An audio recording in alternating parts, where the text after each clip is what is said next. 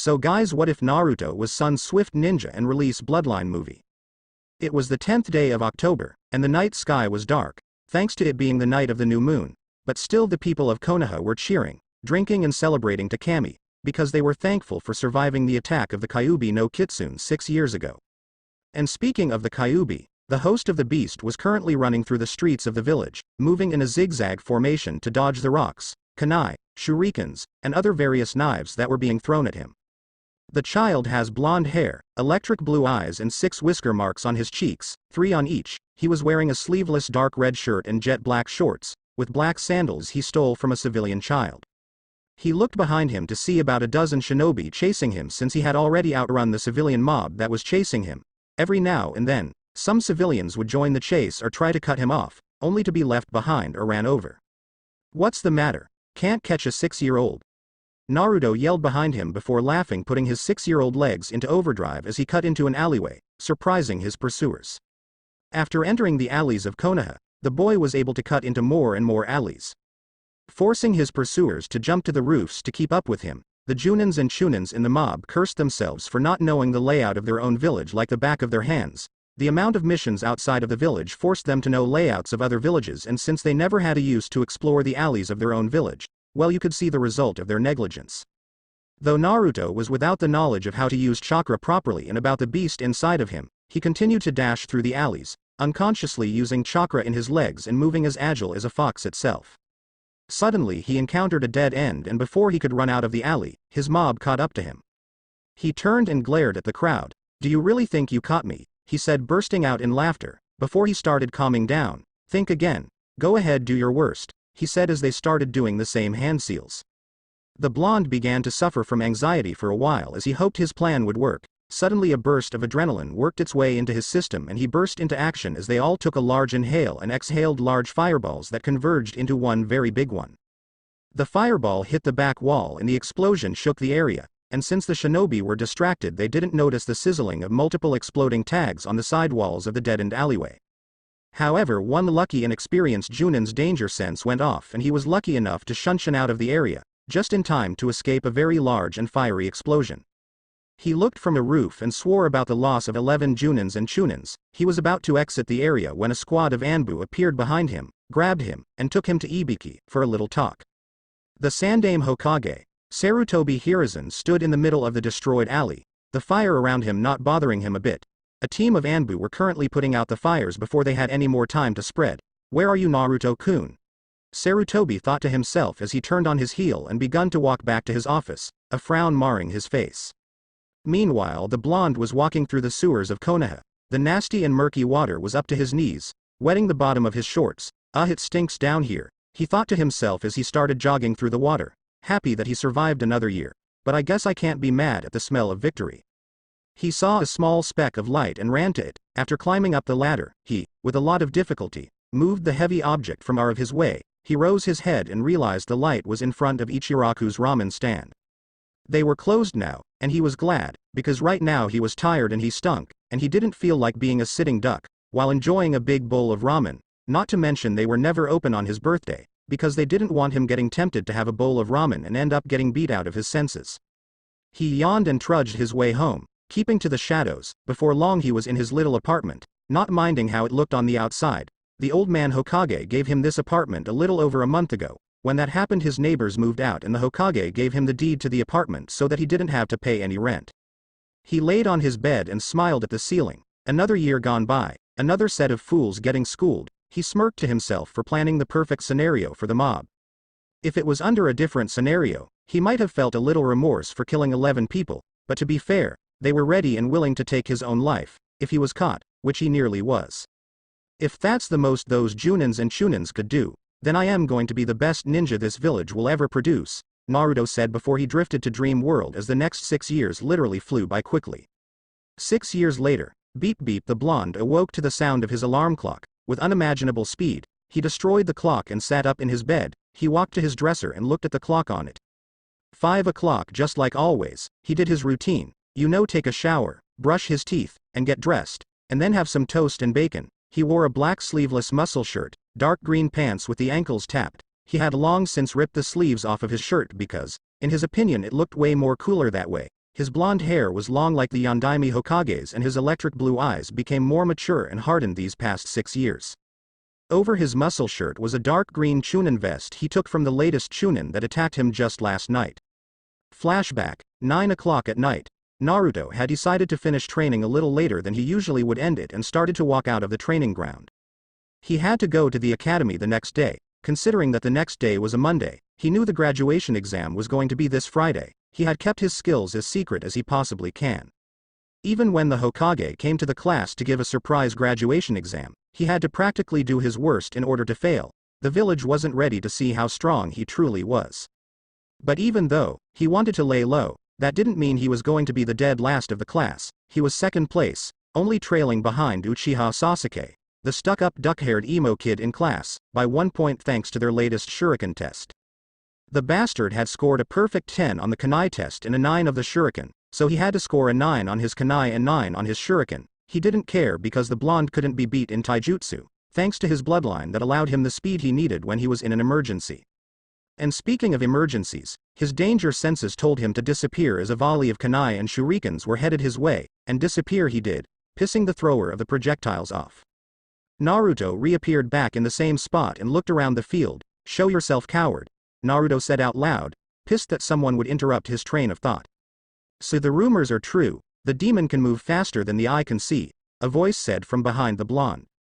The blonde turned to see a man around the age of 20. He was short, only an inch or two taller than he was, which was 4 feet and 8 inches, so yeah, he was shorter than most in his class, but it also meant that he could move more quicker and stealthier than the others. The man wore the typical attire for a Chunin, nothing special, except for his long sword on his back, but to the blonde it looked like a piece of junk. "Why do people keep calling me a demon?" he asked himself. "I don't know what you want and I don't care, so tonight, since I am feeling generous, I'll give you a deal. Leave me be and I won't kill you," the academy student said to the Chunin as his eyes pierced into the eyes of the attacker. Said attacker had short gray hair and gray eyes to match. He had a goatee and studded earrings. He was buff and the blonde knew he had power behind his strikes, so he was thinking a taijutsu specialist. Naruto smirked. He knew what he had to do to defeat him. "My name is," the man started. "I don't care what your mother named you, for declining my deal and disturbing me. Your sentence is death," Naruto said, jumping backwards into the trees behind him, confusing the ashen-haired Chunin. Naruto threw a single kunai at the man, who easily caught it.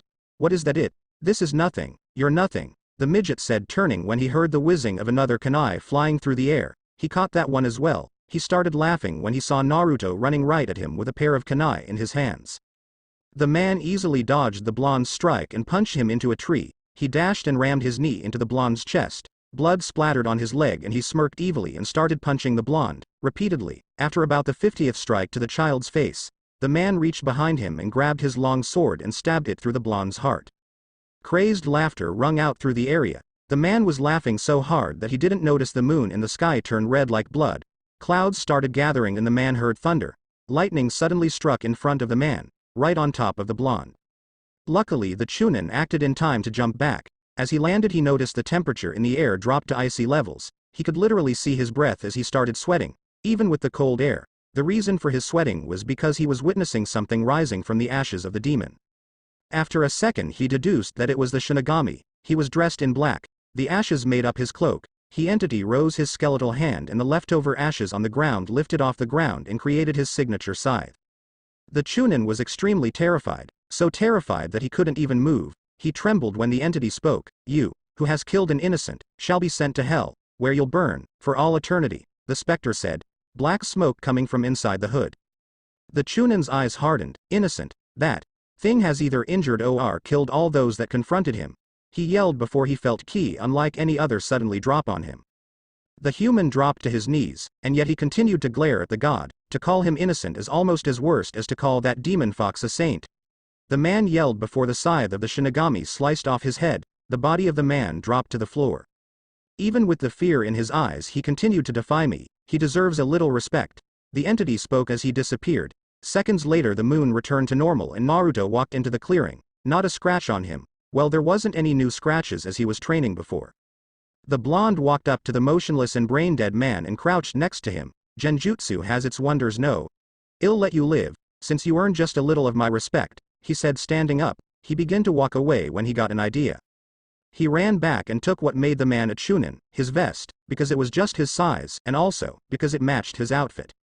Release flashback. Naruto smirked to himself for handling the situation the way he did. He exited his apartment and began his morning routine, 3 laps around Konoha, then heading to the nearest training ground, which was training ground number 7, where he would do 200 sit-ups, 200 push-ups, 200 hits to the logs per limb, and then he would finish the workout by going back home and taking a shower and dashing to the academy for school. As always, he would be finished by 8 o'clock just in time for school. Iruka was a scarred chunin that worked as a teacher at the academy with his partner Mizuki. These two taught the students that were on their way to graduation day, which consisted of the heirs and heiresses of the village's clans. I won't go into detail, because they're the same as in the canon version, just Naruto is different. I'll change people to fit the story if I feel that it's necessary as the story progresses, except Iruka, I'll change him now, you'll see. It was almost time for school to start, and the class was filled with students, well, almost all his students. Uzumaki Naruto wasn't in his seat yet. Nobody knew what he did before or after school because he would always leave as soon as the bell rung. Iruka looked at his watch, 7:59 a.m., with only 10 seconds before he could punish the demon for being late. A couple seconds later and Iruka started counting down in his head. 5, 4, 3, 2, 1, he thought, looking at his clock, and then on 1, Naruto appeared in his seat, said seat was in the back of the class, and the bell rung, causing Iruka and Mizuki, who was also counting down, to hang their heads low. Damn it, they both cursed in their heads. Right on time as always, they thought again as they shook their heads and begun the lesson, which was just a review on the cages of the village. Can any of you tell me about the order of which the Hokages went into office? Mizuki asked, before pointing to the classroom's bookworm, Haruno Sakura.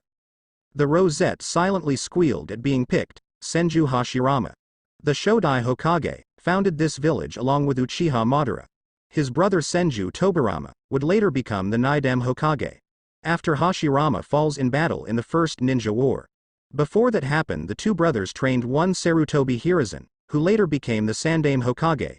The Sandaime trained the Densetsu no Sannin and Jiraiya. The Gama Sennin trained Namikaze Minato, who became the Yondaime Hokage. After the events of the Kyuubi attack 12 years ago, the role of Kage returned to the Sandaime after the Yondaime fell to the Fox. She ended her speech feeling proud of herself, even though that was a question anyone could have answered. Naruto had been staring out the window the entire time Sakura had been giving her speech, bored. I am so bored. What to do? What to do? Who should be the target of my entertainment? He looked around the class, looking for the perfect victim. When his eyes landed on Dog Breath, he smirked, unnoticeably. He did some hand seals under the desk and started his genjutsu. Lately he's been excelling in genjutsu. Maybe all those chakra control exercises he does after school were finally paying off. First he started messing with the mutt's sense of smell. He started making him smell cats. Naruto watched as seconds later Kiba's nose started sniffing, unnoticeable by anyone, except him. After a full minute he started phase 2 of his little prank, which was the mutt's sense of hearing. Not even a second later, Kiba was slowly turning his head back and forth. Hey, do any of you guys hear meowing? The Inuzuka asked out loud, interrupting the class. Excuse me, Kiba-kun, can you explain to me why you decided to ask such a question? Iruka said. Kiba didn't listen. He just held up his hand and started sniffing, trying to locate the position of the cat. It's near. You ready, Akamaru?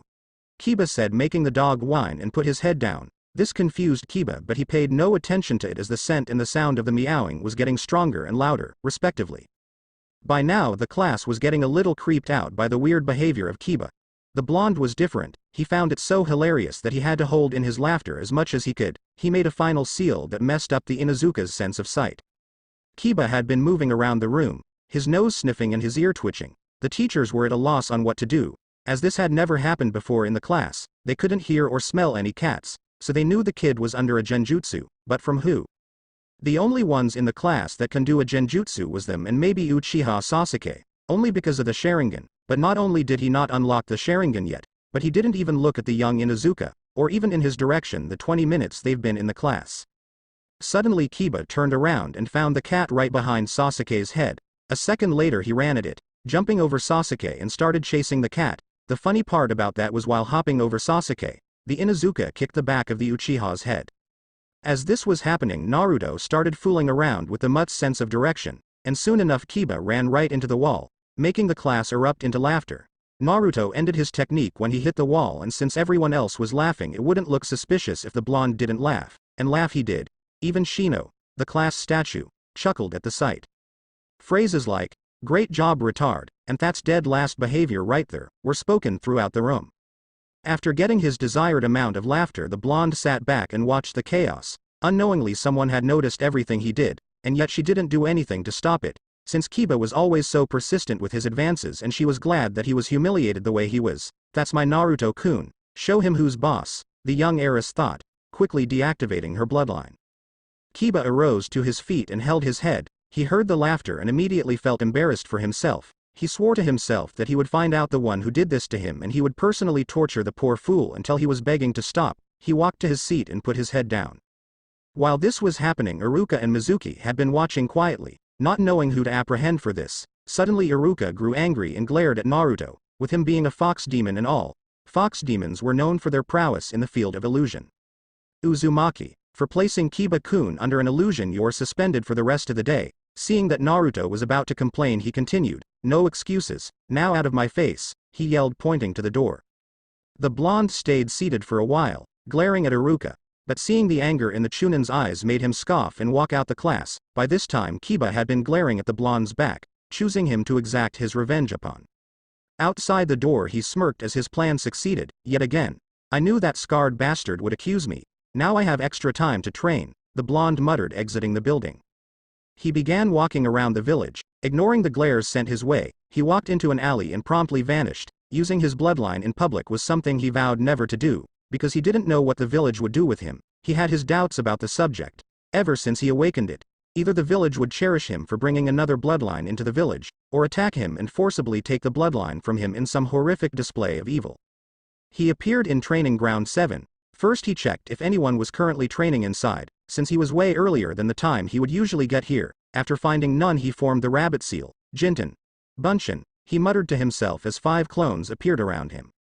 These clones were obviously different than regular clones, as these were created purely for speed, but that wasn't the only thing. If they were faster than Naruto's punch, then the punch would go right through, but if the clone wasn't faster, then the punch would connect and they'll get dispelled.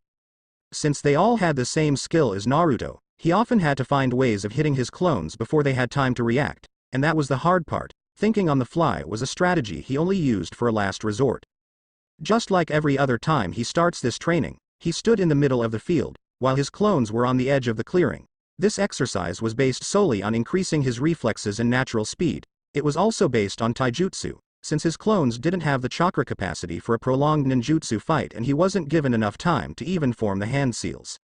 Another condition was that he couldn't use his swift release at all, especially if it was to boost his speed. His clones could use the bloodline as much as they wanted to, it's just that he didn't want to rely on his bloodline for anything other than surprise attacks.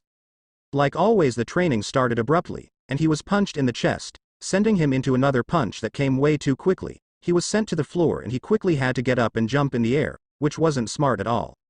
While in the air, the original watched as kunai pierced the ground right where he was a second ago. He then looked towards his clones and realized they had just finished their 3 hand seals and crossed their arms. "Of all the techniques I know, they decide to do this one," he thought, making his own seals.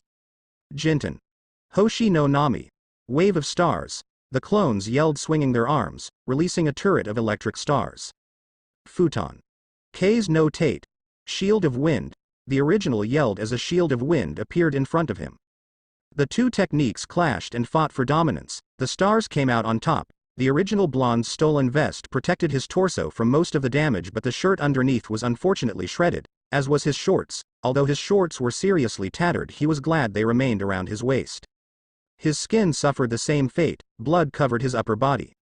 As he began his descent to the ground, he was glad that he held the shield up for as long as it was up for. He designed that technique so that it was impossible to dodge those stars with the speeds they were going. As his feet touched the ground, he quickly charged lightning chakra to his feet and immediately charged at the nearest clone and quickly kicked it in the stomach, dispelling it. He ducked his head, dodging a strike from clone number 2. After that he took out a kunai and blocked the kunai strike from clone number 3. He retaliated immediately and swung at the kunai holding clone. That strike was blocked by clone number 2.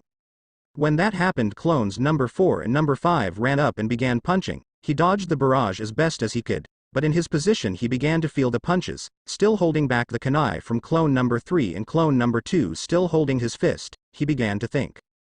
He got the idea fast, and charged lightning chakra to his fist, and shocked the clone. It didn't dispel, but that was enough for him as he substituted himself with clone number 3. Fortunately his other clones couldn't stop themselves and that clone was dispelled. Naruto, a little away from the remaining clones, did a single bird seal, Raiden. Byakurai, white lightning. He said using his index and middle fingers on each hand and pointing them at clones 4 and 5, respectively. The clones, not expecting the sudden use of ninjutsu, did not have time to dodge and was promptly dispelled. The original blonde didn't have time to praise himself as the remaining clone was there to punch him in the gut, sending him into a tree. Swift, the name of a clone, when there is only one, appeared in front of the original, via swift release, and charged his fingers with lightning. This is going to hurt, Naruto thought. Raiden. Fusoku, shortage. The clone said as he unleashed hell on Naruto's nervous system. After about the 20th hit, he raised his hand and placed it on the original blonde's head. Raiden. Shutdown. Shut down. He yelled as a thunderclap sounded throughout the field and Naruto dropped to his knees and then proceeded to dispel, shocking Swift. Naruto was crouching meters behind the last remaining clone. He was panting after taking 10 of the 20 shortage attacks. Like the name suggested, his nervous system was invaded by countless electrical circuits and his entire right side was numb, and the limbs he could move weren't listening to him. He was glad he got out of the viscous combo in time, because he would have been paralyzed for months. He could tell the clone was running very low on chakra and as soon as he could move his limbs he charged wind chakra to his feet and jumped back. Swift sensed the use of chakra and looked behind him to see Naruto gliding backwards onto a tree, where he proceeded to make a break for it. He smirked and used Swift chakra to catch up. The original looked behind him to see the clone behind him, closing in on his position and fast. He got an idea, and the next branch he jumped on he dropped an explosive note and jumped off. The explosion destroyed the branch, but the speed the clone was going allowed him to literally glide over the broken branch and landed on the next one. The original blonde cursed, "Damn it, dog, rat, tiger, bird, futon, repushu," he thought, thrusting his palm toward the clone. The collision was imminent and pretty awesome, as the clone didn't have time to do Jinten, Zanzo, afterimage, to dodge the wind palm. The blonde sighed and dropped to the ground and started walking towards the exit of the training ground. He entered a clearing and turned to the lake, instantly took his vest off. Sighing in grief at the damage it took, he tossed it to the floor and jumped in the water. As he did, the lake began to turn red with his blood. He glanced at his body and wasn't surprised to see his wounds were nearly finished with its healing. He always healed quickly and he wasn't complaining about it. He looked at the sun and knew he had been fighting for what seemed like an hour and a half. He hopped for a while to help shake the water off of him and vanished using his bloodline, as he needed a new pair of shorts. Hokage's office. Sarutobi sat in his office, doing paperwork. He continued to receive complaints from his villages concerning Naruto. It was either, "The brat broke my ankle," or "The boy ruined my flower bed," or "The bastard stole my clothes." That one the Hokage knew had to be true, since the blonde was wearing a new Chunin flak jacket this morning. Hamil let him have it, since the owner's in a coma, he said, shrugging his shoulders as a Junin entered his office. The look he gave her told her what she needed to do. The lone Junin was a woman. She has long raven black hair, devilish red eyes and an hourglass figure that'll never run out of sand. She wore wrappings, as a dress, that went to the middle of her thighs and a single red sleeve on her arm. She has a cute and slender face and legs that could literally go on forever. Her bust was a large C cup and her lips were just as red as her eyes. She did a quick salute and took a knee. The mission to invade and gather intel from the border of Kumo went off without a hitch. "Hokage-sama," she said, keeping her head down.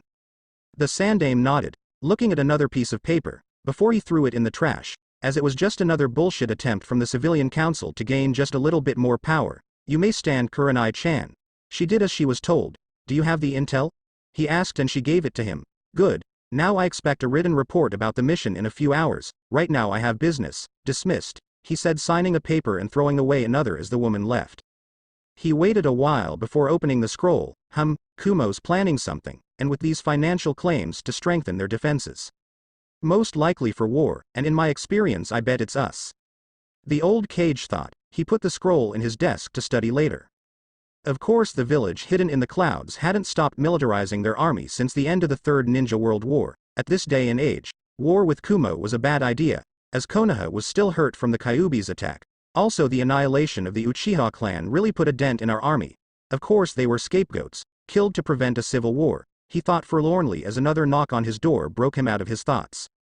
He looked up to see his assistant walking in with a stack of papers. He sighed and moved aside a stack of papers for her to place the new steak right next to it. I am too old for this shit.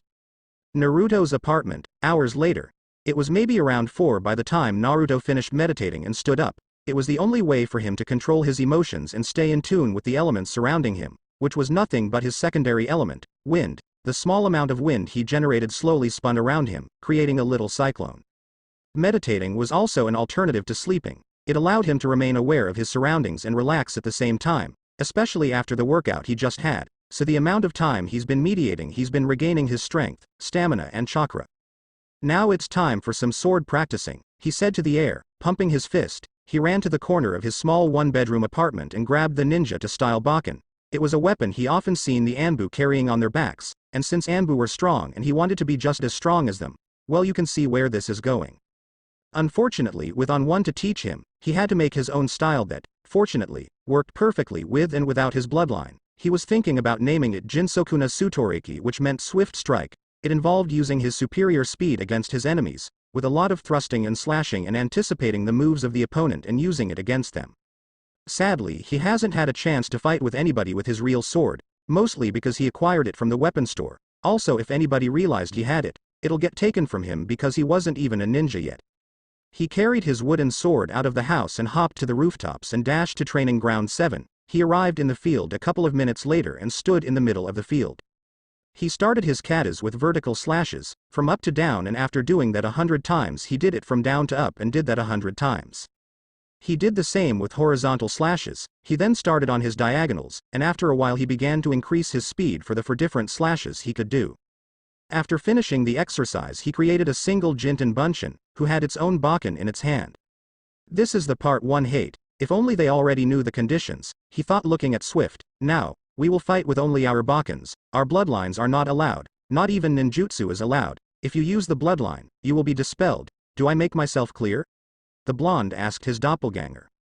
After the nod, Naruto himself nodded and stood in a stance with the clone joining him. Soon Naruto dashed toward his copy and quickly stopped himself and dropped into a crouch, when his clone sent a quick stab his way. Right after doing that, Swift hopped to the side and slashed low. Seeing the strike coming and already being in a crouch, Naruto had no other choice but to bend as far back as he could. It wasn't far enough as the Bakken scaped against his forehead. Still in the momentum of the bending, he rolled back to his feet and jumped back. Kami, he said, lighting touching his forehead. That hurt like a bitch, he said, as some of his skin had been scrapped off, not to mention a small trail of blood was traveling down his face very slowly. He looked across the field to find that Swift was gone. He looked around, hoping to find the clone's chakra signature.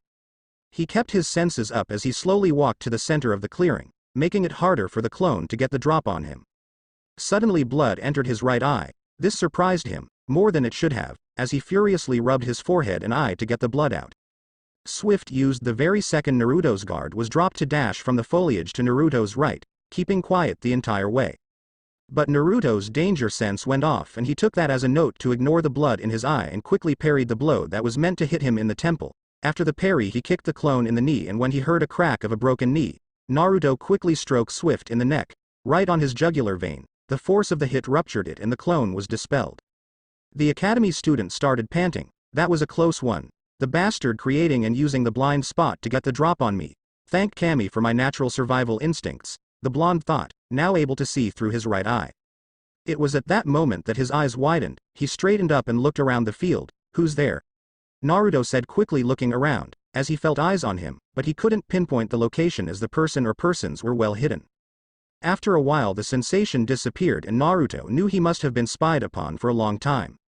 He only felt the sensation now because he was no longer focused on the clone. This could be trouble. I have to lay low until I graduate, he thought, frowning to himself as he usually can tell when someone is around him. He walked to the lake on the other side of the training field and looked at his reflection. He noticed his wound was healed and all that remained was the nearly dry and smudged blood. He knew that he healed very quickly, but he has yet to figure out why.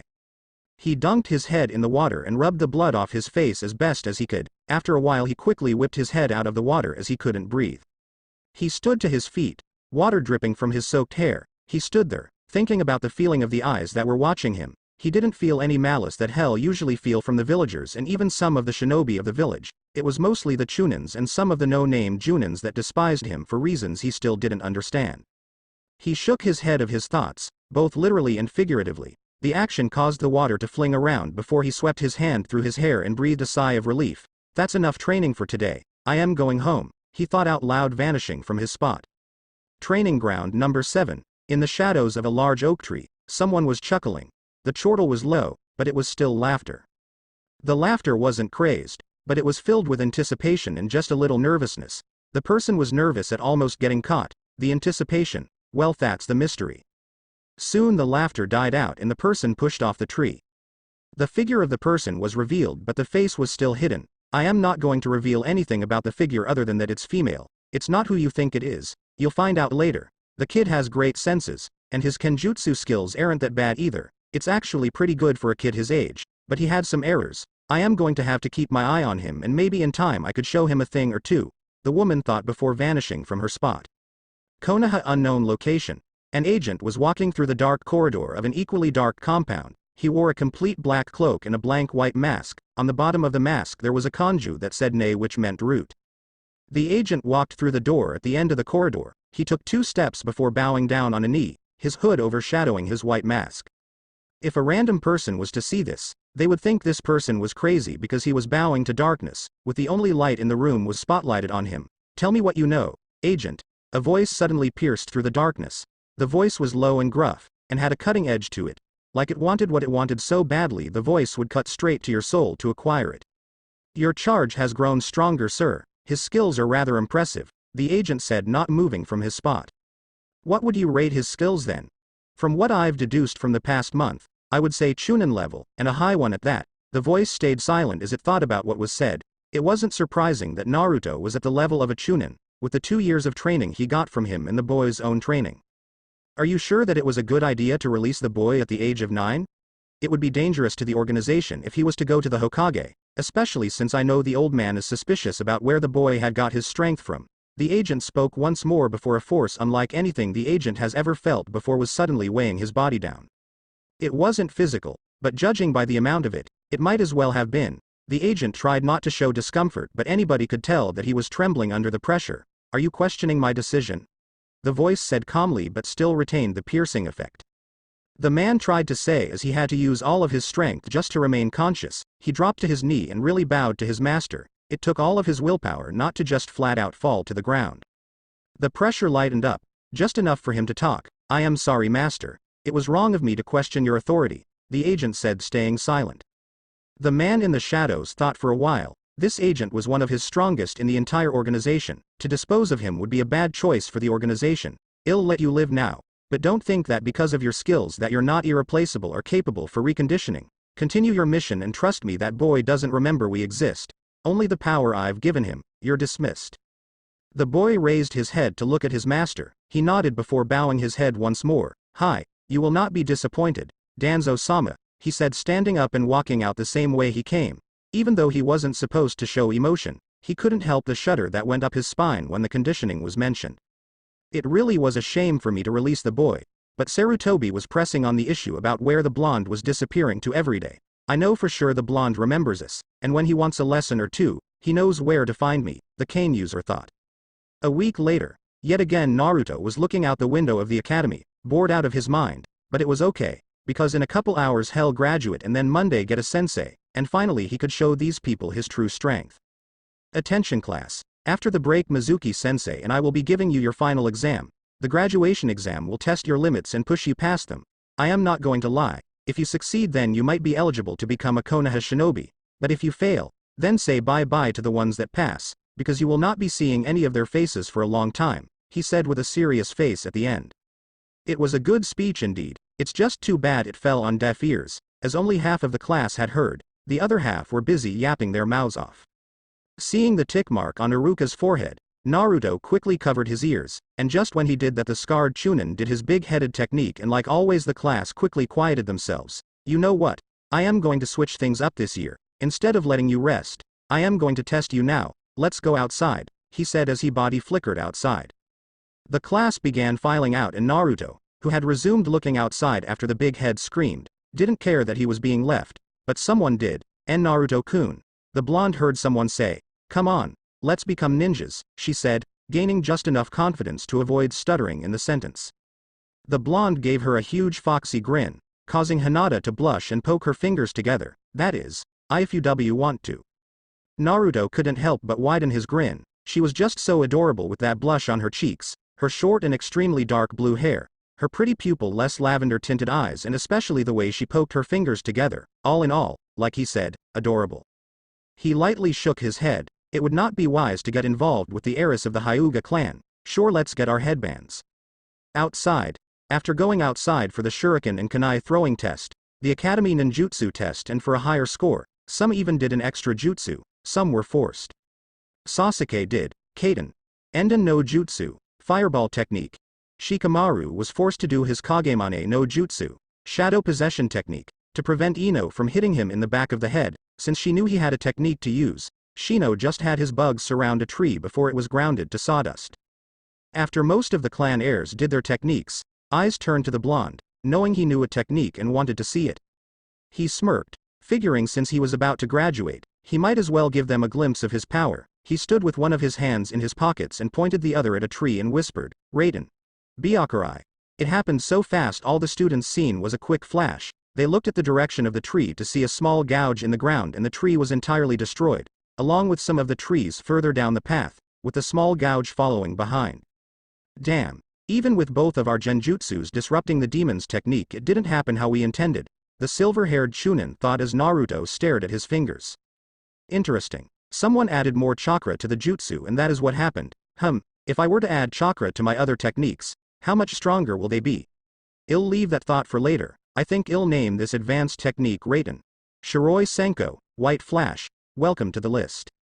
Iruka sneered. Alright class, let's start the taijutsu part of the exam. You could pick either another student, where you'll both be graded accordingly, or you could pick either of us senseis to fight. Mizuki and I will personally see to how you fare in a fight. If you pick one of us, Iruka said, hoping the demon would get cocky enough to call him out. After watching fights that ranged from boring to not so boring, it was finally Sasuke's turn to pick, and since no one else had picked to fight the blonde, Sasuke picked him. Really, you want to fight me? Why don't you fight with Mizuki-sensei or Iruka-sensei? I am sure they'll be thrilled to test the skills of the last Uchiha. Naruto said in a mocking tone. Fight me and you'll only become embarrassed at your poor skills, the blonde said while he was leaning against a tree. Sasuke bristled at the insult. Even though the two were different, there was one thing that they both equally hated, and that was fangirls, and the raven-haired Uchiha's fangirls started screaming at the blonde, don't talk to Sasuke-kun like that, Naruto baka.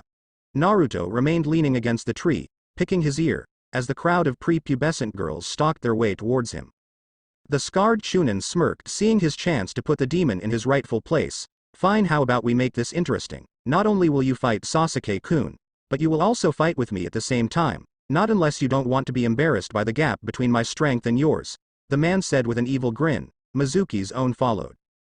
The whiskered boy matched the monk's evil grin with one of his own, his eyes unknowingly flashing crimson just for a second. Well, that is interesting. Are you sure you're up for what's coming? Fighting an unknown was always interesting. I wonder how he'll fight. After all, he's got to be out of practice. This should be no problem, he thought, pushing himself off the tree. Just remember to come at me with the intent to kill, or you're never going to come even close to defeating me. Sasuke recoiled a little at seeing the flash of red, but he, being the stubborn, emotion-driven boy that he was, charged at the blonde anyway. When Iruka seen the flash, he forced himself from having a mini flashback, because he knew that Sasuke was in trouble, and he immediately disappeared with a shunshin. The whiskered boy caught the Uchiha's punch, and without even needing his danger sense, he used the Uchiha's momentum and pulled him, while he himself backed up. Iruka's kick had been going straight for Naruto's head, but with Sasuke's head now in the path, he had no choice but to kick his duck-haired student. Naruto let go of Sasuke's fist just as he was sent careening into a tree. He used a bit of his bloodline to quicken his speed, and while Iruka was still in the air, he grabbed the monk's vest and with brute force alone, he threw the man right into the floor, a huge dust cloud developing from the impact. The blonde jumped out of the cloud and landed on top of a branch above the raven-haired boy. He shook his head at the performance of one of the village's Chunin. Why is it that I can defeat these Chunin so easily? Am I really that strong, or are they that weak? Atop the academy's roof, on top of the academy, sat the same female figure that was watching the blonde train with his Bakken a week ago. She had light blonde hair in a ponytail, dark violet eyes, and purple lips that didn't seem to be from lipstick. Her canines were a little longer than usual, giving her a predatory look. Her nails were also a little longer. She wore a white cut-up blouse that showed her midriff. Over that she wore a black Junin vest. All of this was covering a large D-cup bust. She wore black biker shorts and has white tape on her shins and ankles. She wore black sandals that were designed to not wear down due to the user's speed. On her hip was her katana and wakizashi. Each was black with the guard being a thick gray square. Currently she was watching the blonde wipe the floor with his classmate Sasuke and teacher Iruka. Uzumaki Naruto, you are an interesting child. No, after you pass this exam you will be considering an adult, she said. You forget Sakino-chan. He would still have to pass the real exam to be an adult in the eyes of the shinobi world, a voice said behind the woman. She scoffed, turning around. Is that doubt I hear in your perverted voice, Aroni-san? She said. Gasp *a pervert. Why would you call me, your brother, such a thing? The silver-haired Junin said. Sakino grew a large tick mark on her head as she pointed at the book he had in his hand, the same book, where his eyes stayed glued on the entire time he was talking to her. That's why you're a pervert. Get rid of that book when you're talking to me, she screamed, throwing a kunai at the book only for Kakashi to catch the weapon between his fingers, without even looking at her. After putting the kunai in his pouch he looked up. You say something? He said, looking up. Hearing a growl he chuckled and snapped the book shut, before putting it in his pouch. Alright, it's gone now. Let's just watch your boyfriend, he said, eyes smiling. He's not my boyfriend, we haven't even met each other yet, and plus I am 10 years his senior, it'll never work, she said, glaring at the copycat ninja before turning her head to look at the younger blonde. Kakashi grinned at his young surrogate sister. You're still the same as always, Sakino Imouto-chan. Hokage's office. The Sandame sat in his office, doing paperwork. Of course, after a while he became extremely annoyed about his assumption about Kumo. So maybe, Kumo doesn't want to do a full-on assault on our walls, but still they're getting ready for something, he thought, reading a random paper. He sighed before stamping a huge denied on it. That damned council, don't they have enough power? I need to find a way to take away their power. And speaking of the council, Danzo hasn't tried anything in a long time, and without the support of the bandaged elder. The other two elders have also been quiet, but his rival was the most suspicious of them. Why isn't he trying to gain power or take my position from me, like he used to, or better yet, he hasn't demanded for Naruto-kun's death in 5 to 6 years. He began to think about the possible scenarios. Naruto-kun would never join that man, would he? He was shaken out of his thoughts when someone entered his office. Hokage-sama. A student was just taken to the hospital along with a teacher. Their conditions aren't that bad, but they were hurt and are unconscious, a young man said, walking inside. Sarutobi let out a long sigh. When is Naruto-kun going to learn how to hold back against others? He mumbled loud enough for the Junin to hear. How did you? He stopped, knowing that he seemed to know nearly everything. When it concerned the boy. What are you going to do? He asked curiously. The Hokage smiled. Nothing. It was clearly a part of the exam, and clearly, he told them to be serious and they weren't serious enough. They'll never learn. The boy hates being underestimated. He may hide it well, but he hates it very much. You'll see what I am talking about soon, the old man said, seeing his Junin's confused face. Streets of Konoha. Naruto was on the way to Ichiraku, after sending Iruka and Sasuke to the hospital in frustration. After his initial attack the fight continued and Sasuke was extremely slow, but that was to be expected as he just graduated. He was currently in the hospital suffering from a mild concussion. But Iruka, even after knowing this, it still pissed him off to see how rusty the man was. From what he gathered during their fight, Sasuke could have beaten him. That man needs to get out of the classroom and get into the field. Maybe the beat down I gave him would give him that idea, he thought out loud while entering the little ramen stand with his hand on his chin in thought, because as a Chunin, his performance was worse than the other guy, absolutely pathetic. Hey Oji-san, let me have 3 beefs to start and keep 'em coming, he mumbled before ordering. Sure Naruto-kun. You're right on time as usual, I already have 2 ready for you, he said, putting said 2 in front of the boy. He then walked to the back to prepare more for the blonde, who muttered a quick itadakimasu before he started munching. Naru-kun. Who's pathetic, and please tell me you didn't steal that headband from somebody, a cute brunette said from behind the counter, with a slight glare. Naruto stopped mid-bite in mild fear. He knew from his training from a long time ago that he was never supposed to show any emotions, especially fear. But if there was anybody who he was afraid of, other than Hokage-ji-san and Danzo-jiji, it was his Ayame-ne-chan. I didn't steal this, I wouldn't do that, not after what happened last time, he said, frantically waving his hands in front of him. I just graduated from the academy and my teacher and one of my classmates were pathetic in their attempts to defeat me. Ayame had berated the blonde when he walked into the stand with the Chunin flak jacket last week, and told him not to steal anything like that again. Calm down, Naru-kun. I know you didn't steal it. I was just playing. So now that you're a ninja, what are you going to do? What is going to be your nindo? She asked, leaning on the stand. A couple of bystanders sitting at the stand calmly listened to the blonde, waiting for his response. Well, I know it'll be difficult, but I want to show the people that I am not a demon like they say I am.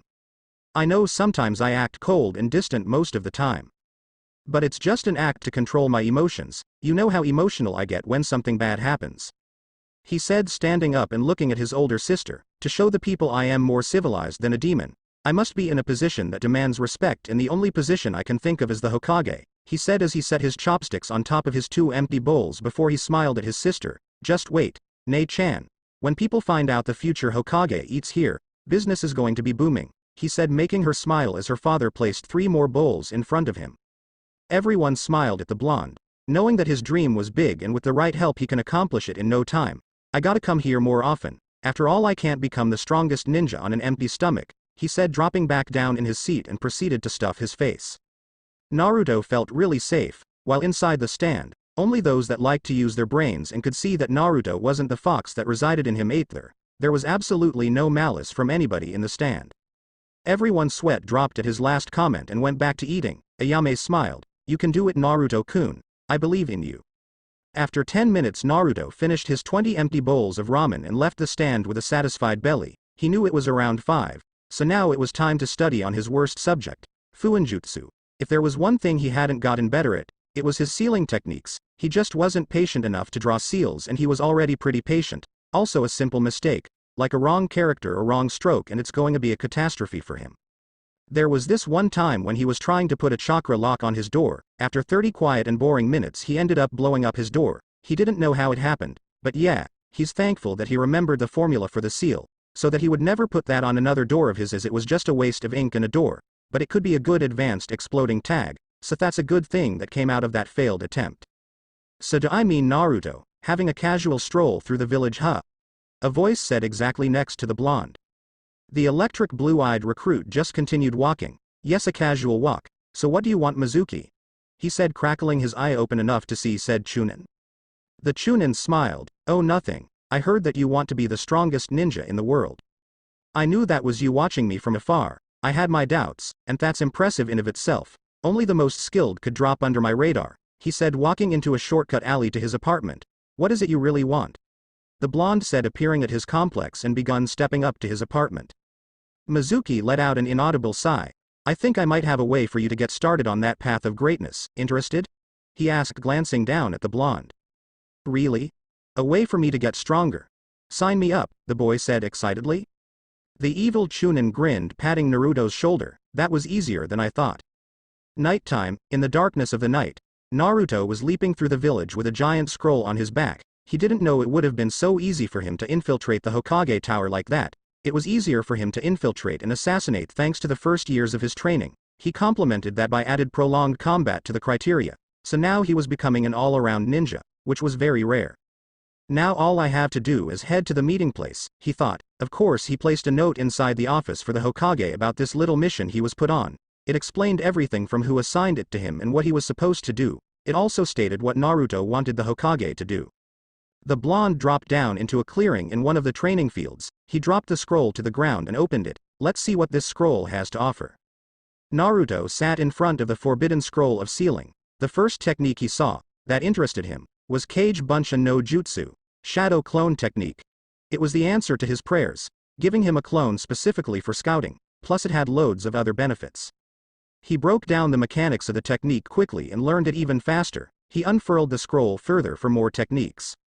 He found another technique that was similar to his bloodline. It allowed the user to move faster than the speed it took for a bolt of lightning to reach the ground. The drawback was the sheer speed at which you were moving could easily tear your muscles apart, though, that could easily be overcome with intense physical training. If it's an attempt to mimic my bloodline, then I should be able to easily achieve it, Naruto thought, knowing his body was naturally used to moving at extreme speeds. Again, the blonde broke down the mechanics and begun learning. Kosoku, light speed. Naruto wasn't surprised to find his idol, Minato Namikaze, had created the technique. It was easy to deduce that he only used it in emergencies, when he couldn't use his Hirishin no Jutsu, Flying Thunder God technique, for some reason. Half an hour passed and Naruto finally completed the technique. He moved around the clearing, using the technique a few times. It was just a little bit faster than his swift release. It was akin to the speed of someone who had released 5 of the gates of sealing, while swift was 4 released gates. Naruto was a little peeved that there was a way for people to go faster than him. He quickly disregarded it when he thought about just who in the village might even be capable of such a feat. Only 3 names really came to mind. It was then that a thought came to mind. Just where the hell is Mizuki at? I've been here for a good hour now, Naruto said, stretching his arms a bit. After a few more minutes of waiting, the blonde shrugged his shoulders. The longer it took for Mizuki to get here, the more time he had with the scroll. Hell, get here. When he gets here, he thought, returning his attention back to the scroll. If he's not here in the next 5 minutes, I don't think I'll be able to keep him alive, Naruto added in thought. SNSN. It was 15 minutes later when Naruto sensed people landing 10 yards in front of him. Directly in front of him was Mizuki, along with 4 other, nameless, Chunin. What took you so long? Naruto questioned with a tick mark on his forehead. Because of his abilities, he didn't like waiting. The silver-haired Chunin flashed a sinister smirk at the blonde genin. You didn't think I was going to come alone, did you? I had to gather the others, he said, sweeping his hand around to prove his point. Naruto rose an eyebrow at the other smirking Chunins. Now give us the scroll and we'll give you your reward, Mizuki added as the others started chuckling darkly. Naruto blinked a few times at the man. Did he really think he was just going to hand him the forbidden scroll? You had me waiting for 2 hours, and you only brought 4 others to help you? The whiskered genin asked as he rolled up the scroll and tied it around his hip. It hung loosely before the blonde tightened it securely. The air around them seemed to thicken and Mizuki began to sweat.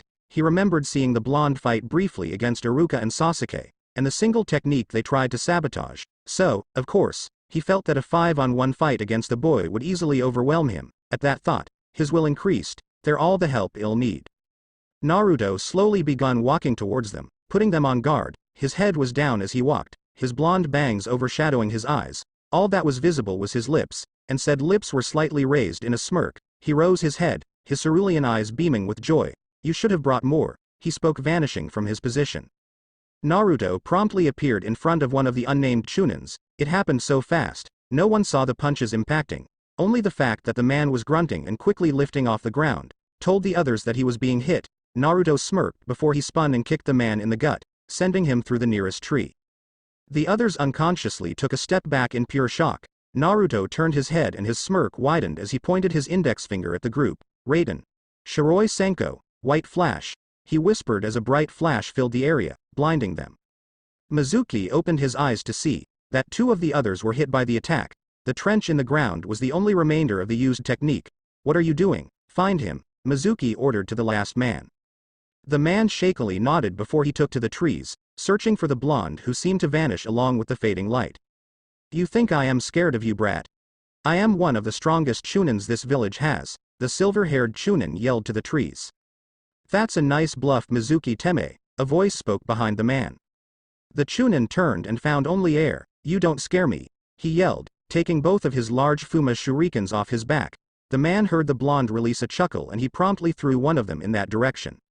He was surprised to see Naruto was impaled through the stomach, the large shuriken, holding him against the large maple tree. The sight pleased him, that is until the image of the blonde started becoming transparent. The afterimage technique, a voice said when the blonde against the tree completely vanished, one of my most useful of support techniques. Naruto continued to speak. Walking from behind the same tree the shuriken was piercing through, he looked at it and whistled in slight surprise. Wow, it went pretty deep. Surely I would be dead if it hit, he said. After Naruto finished talking, a Chunin fell above him with a sword in his hands, preparing to vertically bisect the blonde. Again the blonde became transparent as the sword passed through him. What's wrong with you two? How come you can't touch me? The whiskered boy mocked, walking into the clearing again. Both of them growled and threw a volley of shurikens, one of them very large. Instead of using the afterimage again, Naruto simply substituted to safety. Mizuki widened his eyes when he realized that the other man was impaled by a half a dozen shurikens. He turned to see Naruto there waving at him, with a smile on his face. You didn't expect that, did you? He asked, widening his grin. The last Chunin growled in anger and swiped his hand, in an attempt at striking the blonde. A destroyed log was the boy's answer to that problem. Innocent laughter filled the area, only causing the man to grow angrier. "I'll get you, demon!" Mizuki yelled as he began to retreat, realizing the blonde was too strong for him. Mizuki only ran for a total of 5 seconds, 100 yards, before Naruto appeared out of nowhere and kicked him in the side. "That reminds me of a question I've had," Naruto said, watching the man struggle against the tree. "Why am I called a demon?" Naruto said, confusion marking his face. Mizuki widened his eyes as a plan quickly came to mind. "I'll tell you what you need to know, just don't kill me," he pleaded, dropping to his knees, wincing loudly as a sharp pain erupted in his side. Naruto stood over the man, keeping a 10-foot distance. "I'll think about it," he said, crossing his arms, but keeping his guard up for any unwanted surprises. There was no doubt that a dying man would sprout a silver tongue to continue living. It was obvious this was such a case, though whether he would tell lies was the question in his mind. The man nodded, lowering his head. The attack of a demon also marked the birth of one. Said demon was the absolute strongest mankind has ever encountered. There was no way humans could kill it, as it was made of pure, demonic, chakra. Mizuki started keeping his eyes on the blonde, through his bangs. "Surprisingly, the demon was defeated by our 4th Hokage, sealing it in a child. But the sealing didn't kill the demon, it only seemed to reincarnate it. You, Naruto Uzumaki, was that child. You are the 9-tailed fox," he yelled, raising his head to see the shock all over the boy's face. It was absolutely priceless. Naruto was genuinely shocked at the news. It would explain a lot, most especially his whisker marks. It was plain as day, and yet it escaped his knowledge. There was no doubt the man was speaking the truth. Surprise struck him right in the face, both figuratively and literally. It was mostly the fact that his idol was the one that caused his condition. The blonde flew through the air, pain racking his nose. The pain seemed to bring him to reality, and he was instantly angered at being hit. "Nobody hits me," he thought, righting himself in the air and skidding along the ground. Mizuki was already in front of him, preparing a wide kick. The blonde acted fast and struck the leg 3 times, twice around the knee and the third directly on the knee. Said knee was promptly broken because of the axe, Naruto's supreme speed allowing such a thing to happen. Mizuki yelled, clutching at his knee in pain, dropping to the floor in the process. The blonde chose this moment to return to the offensive. He repeatedly stomped on the man's torso, knowing after the first 5 times a few ribs were broken. "Nobody strikes me. Nobody. Nobody. Nobody." Naruto continued to rant. Luckily, before Mizuki died from such an assault, Anbu appeared around the blonde, the Sandame along with them. He was the one that grabbed the blonde and picked him up and took a few steps back. "No, Naruto-kun, calm down," Hiruzen spoke fiercely.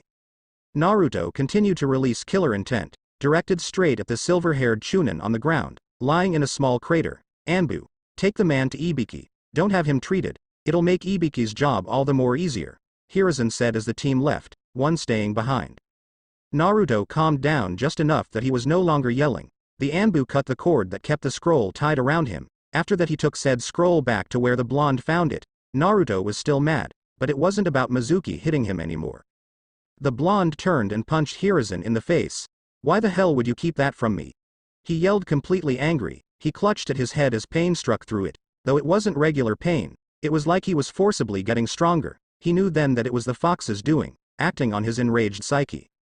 Hiruzen knew he deserved the hit. He grew worried when the blonde grabbed at his head, tightly shutting his eyes. "I am sorry, Naruto-kun. I had to.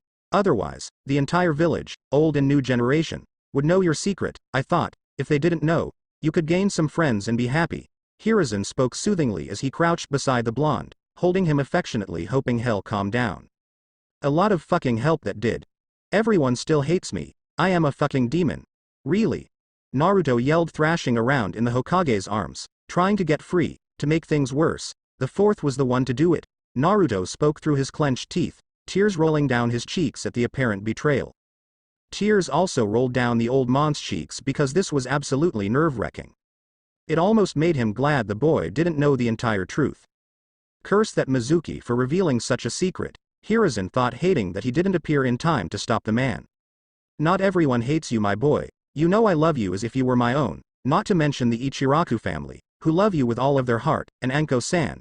If she saw you right now, you know she would be sad," Hiruzen said, slowly rocking the boy, trying with all his might to reassure the boy that not everyone hated him. "Plus there are some good people in the village, who wouldn't like seeing you sad," he added. Silence was the man's response. Hiruzen had been looking into the trees in front of him. He didn't notice the boy spacing out. What happened? He questioned himself. Naruto's mindscape. Naruto found himself in an empty space. Though he knew that there was grass underneath his feet, because he was barefoot, Naruto knew that he was in his mindscape, because that's what he liked to do, meditate in the grass and just feel the artificial wind breeze around him.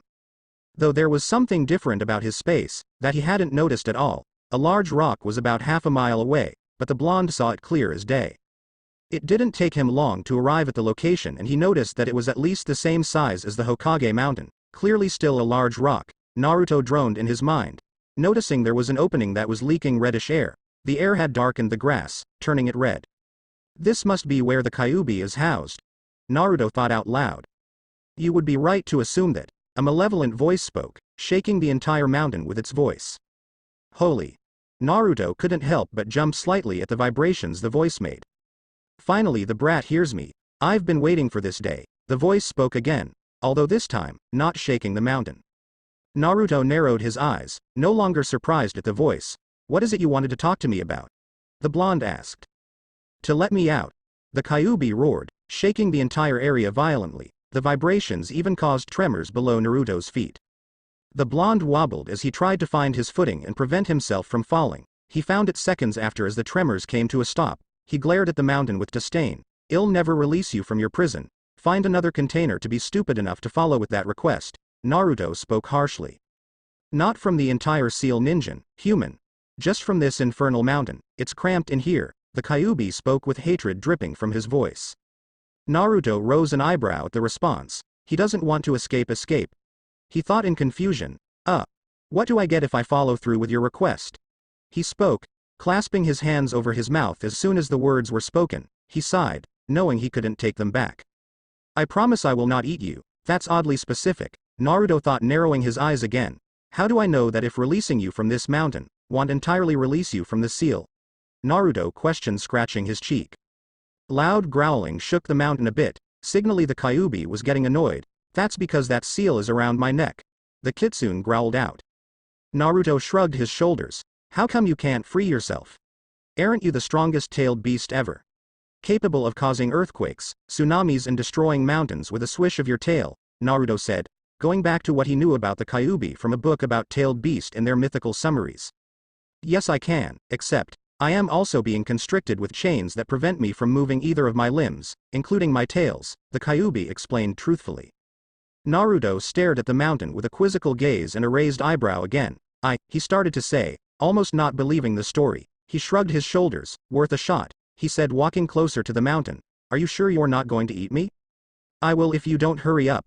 The Kyuubi yelled in anger, making the blonde chuckle mirthfully.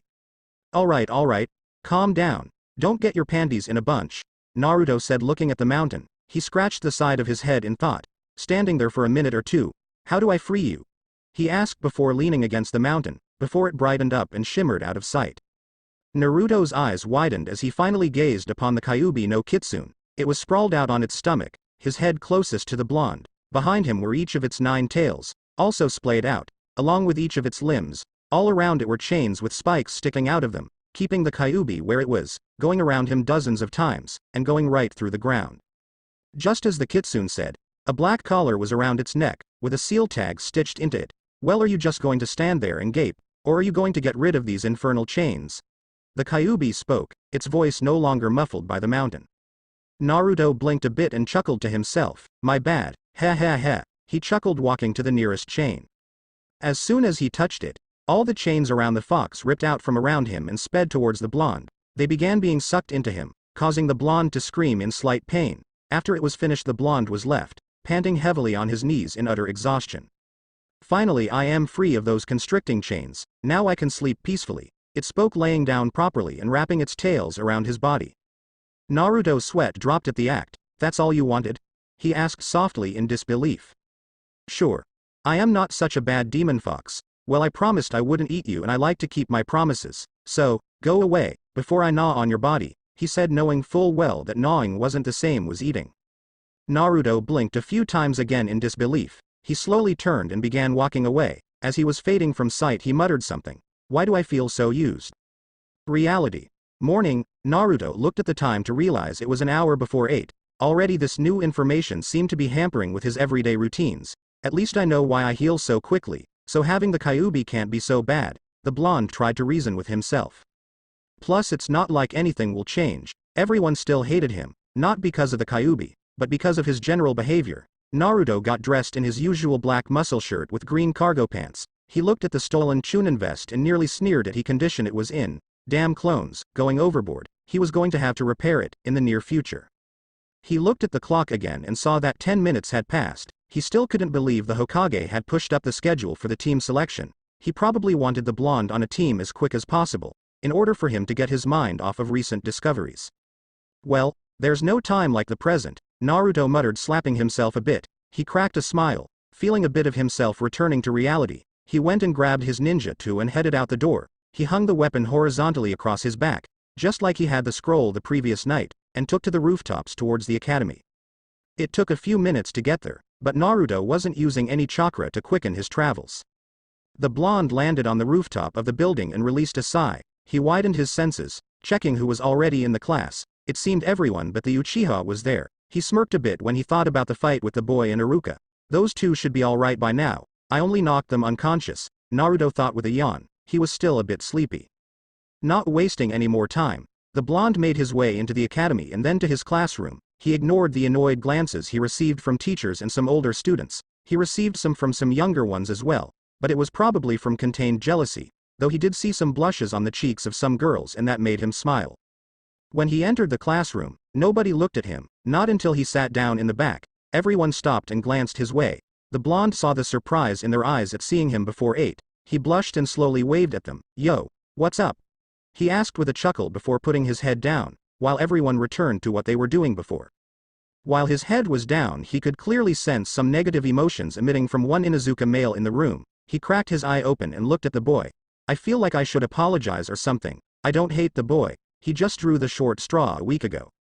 Kiba continued to glare at Naruto, but that was the only thing he could do. Usually he would have tried at least one thing during the past week, but he never found him before or after school. This was technically his only chance, but he was a little terrified of what the blonde was capable of. Naturally his brash attitude would overlook this, but the fight or flight receptors in his brain was choosing flight. He visibly flinched when he noticed the blonde look straight at him. He heard Akamaru whine a bit, before he noticed the blonde looked at the clock at the front of the class before looking back at him. Naruto blinked before standing up. Kiba, follow me for a moment. I need to talk to you, Naruto said, gaining everyone's attention, especially Kiba's. They both heard some gasps in surprise and a troublesome from Shikamaru. The blonde walked out the door and Kiba remained in his seat. He shakily got up before following the blonde. Naruto waited a full minute before Kiba entered his line of sight. I realized what I did a week ago was embarrassing for you and upsetting. No? He asked, getting a slow nod of the head in return. Well, I would just like to apologize for that. I was bored and you just seemed like a good target. Again, I am sorry, Naruto said with a genuine tone. If he was going to get everyone to stop hating him, he really should not do things to make them hate him. Kiba's jaw dropped in surprise. He couldn't believe what was happening. The blonde enigma. The boy everyone was cautious of was apologizing. Nobody in the class thought it would happen, but now he was witnessing it firsthand. He must have been silent for a long time, because the blonde was tapping his foot impatiently waiting for a reply. Oh, apology accepted, the brown-haired preteen slowly said. Naruto smiled wide. Good, thank you, Satruse, he said, extending a hand. Kiba looked at the hand cautiously and Akamaru shared the same feelings. He barked a bit and growled at the blonde from inside of the Inuzuka's jacket. Ha, Akamaru, he said as the little white pup continued to yip away. Naruto stood silently, looking at his wrist, wondering what time it was. I really need to buy a watch, or steal one. Whichever one happens first, Naruto thought. This morning was slow for the blonde and he didn't like it. He would rather be training somewhere. Why did he come to this place so early? Alright, how about I give you a freebie, Naruto said, getting an idea. The Inuzuka's talk with his partner was halted by Naruto. What do you mean? He asked, nearly forgetting why he was here. I'll let you hit me. One time, of course, as payback for last week. Then we can bury the hatchet and become friends, Naruto propositioned with a disarming smile. Again Kiba's jaw dropped. He couldn't believe the opportunity that just fell into his lap. It was only a bit of the payback he had in store, but he knew none of that was going to happen. Well, I am not going to look a gift horse in the mouth, the boy thought, clenching his fist. Naruto stood waiting for the inevitable. His eyes glanced up a bit and saw hair peeking from around the corner. He knew the class was watching them, so this was to also show them that he was a good guy inside. He clenched his own fist, already feeling a little bit of anger boiling up. He really didn't like being hit. Being faster than everyone always prevented that. It was why he left the Underground Association. The old man didn't know about his Kekkei Genkei. He just thought he was naturally faster and had above amazing reflexes. Another minute of preparing passed before Kiba swung his fist and struck Naruto right in the jaw. Audible gasps were clearly heard in that otherwise silent moment. The whiskered blonde's hands continued to clench and unclench and his brow continued to twitch. He was trying very hard not to lash out. His head was still turned sideways as he continued to try and calm himself down. He straightened his head and felt rage bubbling to the surface. He opened his eyes and suppressed the erratic emotion before smirking at the Inuzuka. Truce. He spoke, wiping a bit of blood from his lip with his thumb. Kiba smirked and shook the blonde's hand. Truce, for anyone to willingly take a punch like that. That took heart. Consider the hatchet buried and forgotten, he said, succeeding in speaking professionally. Naruto grinned while nodding. Good, now let's get back to class, he said just loud enough for the others to hear and quickly run back to class. He watched Kiba walk away with a slight smirk on his face. There. That should help my credibility with the others. Now to deal with the other one. Naruto thought, turning to the other entrance of the room. That apology goes to you too, Sasuke-san, Naruto said with a smirk. Only a few seconds passed before both Sasuke and Iruka appeared in the doorway. Both had witnessed the scene and both had the same feelings, hate, complete hatred for the blonde. They both knew he was lying. He wasn't sorry. He was a monster. Sasuke walked past him. I don't need your apology, just watch your back, he said, walking towards their classroom. Then I have nothing to worry about, Naruto quipped at the retreating Uchiha. Naruto returned his eyes to the Chunin and frowned a bit. It's been fun, Iruka. I don't know when I'll see you after today, just know, when that day comes, you have better increased your skills, because we will be having a rematch, Naruto said before body flickering out of sight. The Chunin sensei smirked at the challenge. Don't worry, demon brat. I will have my revenge, he spoke, glaring at the blonde's previous spot. SNSN Naruto sat in his seat, as Iruka droned on about being proud of them for reaching this far, and passing their exams. He didn't really have a lot of time to grade anyone, so he had no idea where Mizuki was, and that confused him. He was always here, to help him cope with being in the same room as the demon. Naruto yawned into his hand while looking around. I am bored again, he thought, noticing the Hyuga looking at him. She eeped and looked back towards Iruka, causing him to shake his head. So sweet and innocent, and super shy, Naruto thought before continuing to look around. He noticed others' eyes on him, before they too looked straight ahead. Once or twice, he also noticed Sasuke's fangirl's eyes on him, glaring hatefully at him. He had to remember that they didn't see him apologizing to Sasuke. Too bad. I am not doing it again, he thought, before he heard Iruka began telling the students their teams. Naruto knew how the system was, so, since he was Rookie of the Year, and Kiba was dead last, they were likely to be paired together. He wasn't disappointed. Team 7 will be Naruto Uzumaki, Kiba Inuzuka and Sakura Haruno. Your sensei will be Kurenai Yuhi, Iruka spoke, hearing the groaning from one pink-haired individual. Sensei. Why do I have to be on the team with those two? She questioned loudly. Iruka let out a sigh, because Sakura, the dead last, goes with the Rookie of the Year. Along with the leading Kunoichi, it's to balance out the teams. Trust me. I feel the same way you do. Now, Team 8 will be Sasuke Uchiha, Hinata Hyuga, and Shino Aburame. Your sensei will be Kakashi Hatake. Team 9 is currently active, so, Team 10 will be Shikamaru Nara, Choji Akamichi, and Ino Yamanaka. Your sensei will be Asuma Sarutobi. Iruka finalized putting down the clipboard he was carrying. Now wait for your individual teachers to come pick you up, Iruka said before leaving, most likely on his way to train somewhere. A few teams were picked up nearly immediately after the Chunin left. After 30 minutes passed, Asuma and Kurenai walked through the door. Team 10, 7. They asked respectively. Naruto blushed upon seeing their sensei. Am I lucky or what?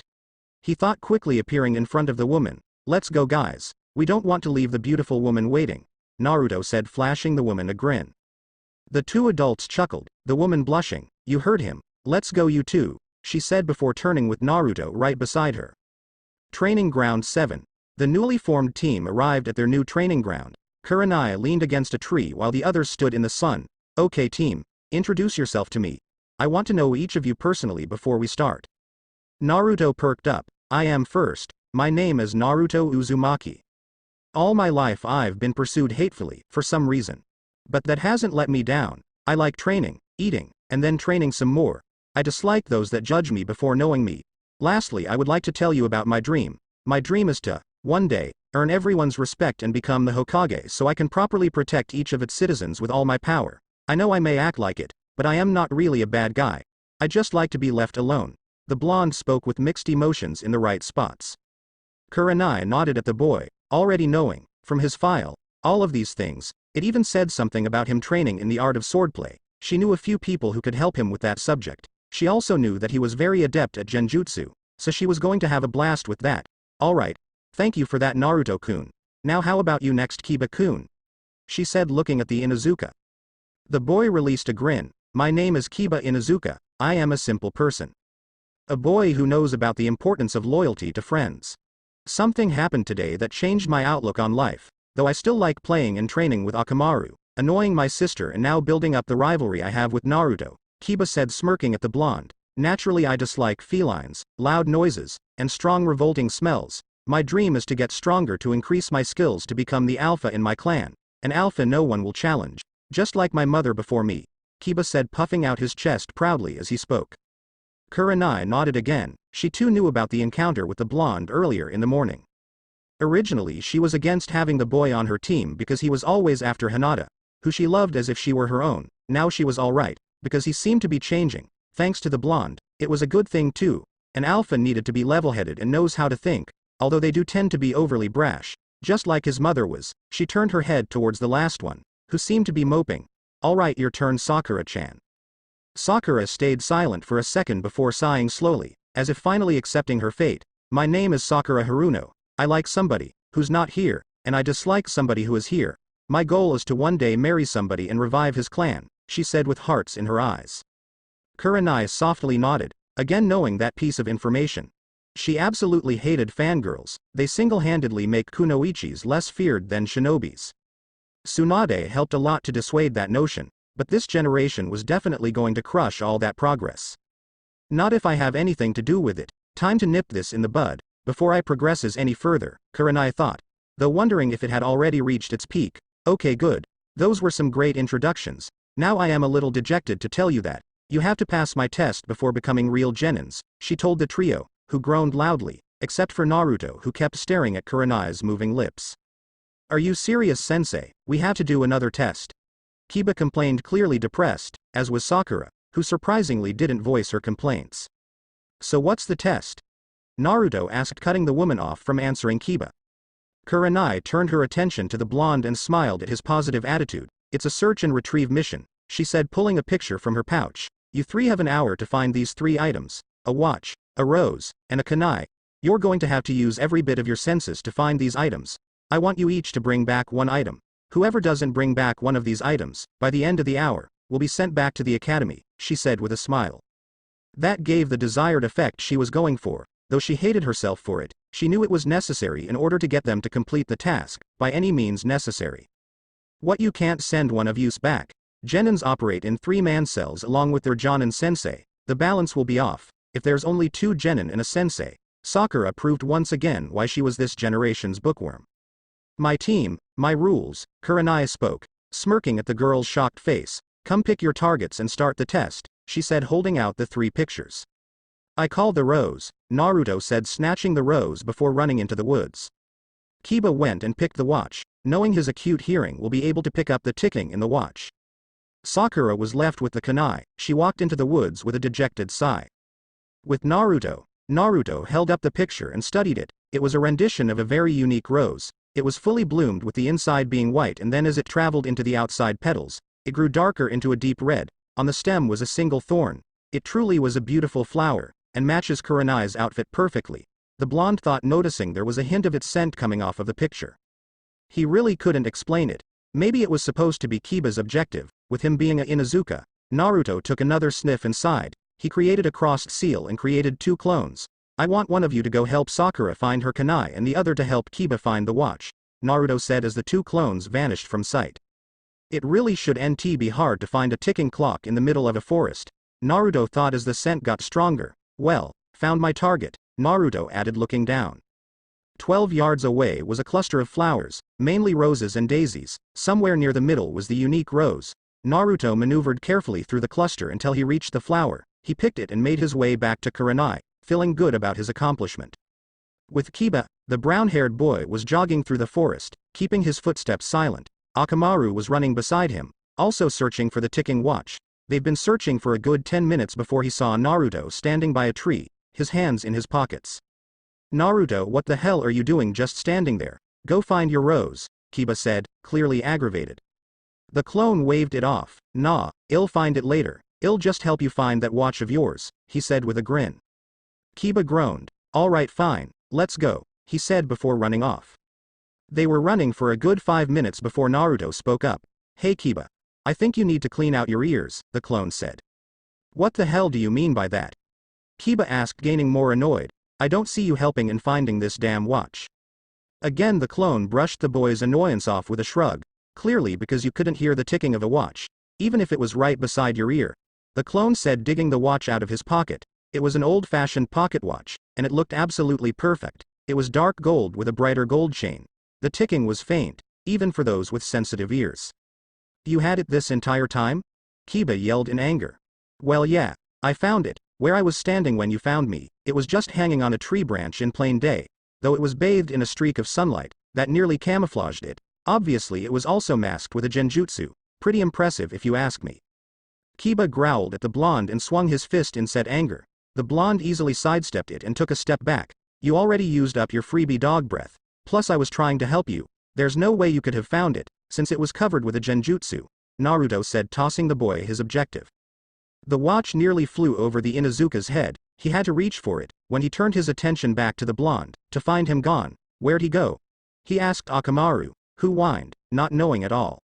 Kiba shrugged before twirling the watch by the chain as he and Akamaru walked back to Kurenai. With Sakura slowly walked through the forest, wondering if she could just use any ordinary kunai. She had already found 3, but they looked nothing like the one in the picture. The kunai in the photo had a white tape wrapped around it, while regular kunais had gray tape. After 30 minutes of walking, she entered a field where she saw Naruto throwing a kunai at a bull's-eye target, which was 20 feet above ground level. The tree it was on was thick and looked very difficult to manually. He was clearly 60 feet away from it, and when he threw it, it struck right in the middle of the target. She knew the blonde was skilled, but the class had only threw weapons at a maximum of 30 feet. She stared at the kunai and was surprised that it was wrapped in white tape. "What the hell, Baka? This was my job," she yelled, stomping over at the blonde. Naruto chuckled sheepishly while watching her approach him. She swung at him, and the blonde easily dodged. "Why are you trying to hit me so fervently?" the blonde questioned as he continued to dodge her inexperienced assault. Sakura just continued to scream the word idiot with every swing. "Is it because I am not Sasuke?" the clone questioned with a chuckle, blocking her next 2 punches, holding her little fists. "Why do you like that asshole, when there's a sexier blonde Adonis near you?" the clone said, turning her around and slapping her in the ass. Sakura shrieked with a bright blush on her face. She turned around but didn't find any blonde there. "Ah. When I see that hentai, I am going to shove my foot up his ass," she yelled while stomping off. She remembered about the kunai and ran it, before running towards where Kurenai was waiting. Training Ground 8. Main clearing. Kurenai was standing in the middle of the clearing, waiting for the others to find their targets. The first to return was Naruto, who presented her the unique rose with a blush on his cheeks. "Here you go. A beautiful rose for a beautiful woman," Naruto said, reaching up to put the rose in her hair. "See, it matches your beautiful eyes," Naruto added. Kurenai blushed lightly, while straightening up. "Oh, what a charmer," she said with a smile. The blonde chortled with a large blush on his cheeks. He didn't know what was wrong with him, but something was telling him to seduce the raven-haired beauty. He never felt this way. Well, there was the one time he saw Anko, but he was only 9 years old, though they quickly became pseudo-siblings, and she was very protective of him, except he hasn't seen her in some time, like 3 days. "Yeah, that's totally me," a demonic voice echoed in his head. "What the hell? Kyuubi, I thought you were still asleep," Naruto thought while walking to a tree to feign sleep. "Nope, I am very much awake. Saw the whole thing this morning. Good plan. Trying to earn the other humans' trust, though if you ask me, I'll simply eat them all and use their bones to pick my teeth afterwards," the Biju spoke, making Naruto a little uneasy. "I don't see myself committing any cannibalism any time, ever," Naruto thought before the memories of his first clone came to mind. Wow. That clone was a little off, though I guess I can't complain. I would have called him dog breath too. A few minutes later, the Inuzuka entered the clearing and handed the Jonin the nice watch. "Say, sensei, can I have that watch?" the blonde yelled at the Jonin. What, this old thing? I would give it to you, since it's just been collecting dust inside of a box, but it means too much to me. I got from my father, who got it from his father, and so on and so forth, she explained while looking lovingly at the watch. Family heirloom, huh? Naruto muttered with a sigh. I need a watch, he added with a dejected sigh, while closing his eyes. More minutes passed by before Naruto snapped his eyes open. What the fuck? He yelled in his mind after receiving the memories of the last clone. I hate these clones, he added with disdain. He stood to his feet and jumped into the tree, hopping up at least to the third branch, knowing Sakura was beyond mad, judging by the faint scream. Minutes later she returned to the clearing holding the kunai in a reverse grip. Found the kunai-sensei. Now where's Naruto at? She asked through clenched teeth. Kurenai chuckled at her question, having a feeling just why she wanted to know where the blonde was. He's over there in that tree, she said, ratting him out. Really, sensei, it's like that? Naruto yelled from the tree. Sakura yelled and threw the kunai with all her strength. Everyone knew she wasn't a good throw, compared to her teammates, so when the kunai impacted the tree, 10 feet below the blonde, everyone's sweat dropped. You need help, Sakura? Naruto asked with a chuckle. He saw why his clone acted the way he did. Sakura looked adorable with her angry look. Though the hair was a little too long for his liking, it didn't look right on her. Alright, you two be quiet and get over here. I have to give you your results, Kurenai spoke sternly. Naruto quickly appeared before her in a split second, a small betrayed glare in his eyes. The others quickly joined him, with Sakura shooting him glares, her cheeks still heavily tinted red in embarrassment, and Kiba was between them, wondering what happened between the two. Alright, I am afraid to say, but you three barely passed, she said with a small smile. The reason you barely passed was because of the blonde here. I am sure he knew this exercise was about teamwork, judging by how he used clones to help you two and ultimately find all the items himself. Naruto smiled brightly, feeling like the MVN, most valuable ninja. I was actually quite surprised at that. I knew he smelled different somehow, Kiba said, knowing there was something off about the blonde. A clone is still a creation of you, and it felt very real, she said, her blush growing darker at the memory. Stupid perv, Sakura added, turning her head. Naruto chuckled a bit and held his hands up in surrender. I am sorry. I had no idea my clone was going to do that. I wouldn't do it personally, Naruto said, using his fingers to rub his palm, somehow feeling the memory. Sakura looked at him strangely. He couldn't understand it, because it only lasted a second before she grew angry. If you, she yelled, but was interrupted by Kurenai. Let me just stop you right there. You three are now officially Team 7. Meet here tomorrow morning for your official start. Congratulations. I need a drink, she muttered the last part, before walking away. The team watched her leave before she body flickered. Naruto yawned, having the feeling it was around noontime. Well, I don't know about you two, but I could use some food right now, Naruto said with a grin.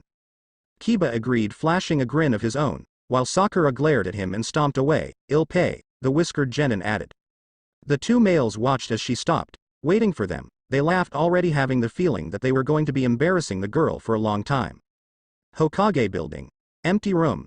The Hokage stood in a room by himself. It was nearing noon, about nearly the time for the second tests to reach their ends, if they hadn't already. Nearly instantaneously the room was filled with 8 Jonin senseis. Ah.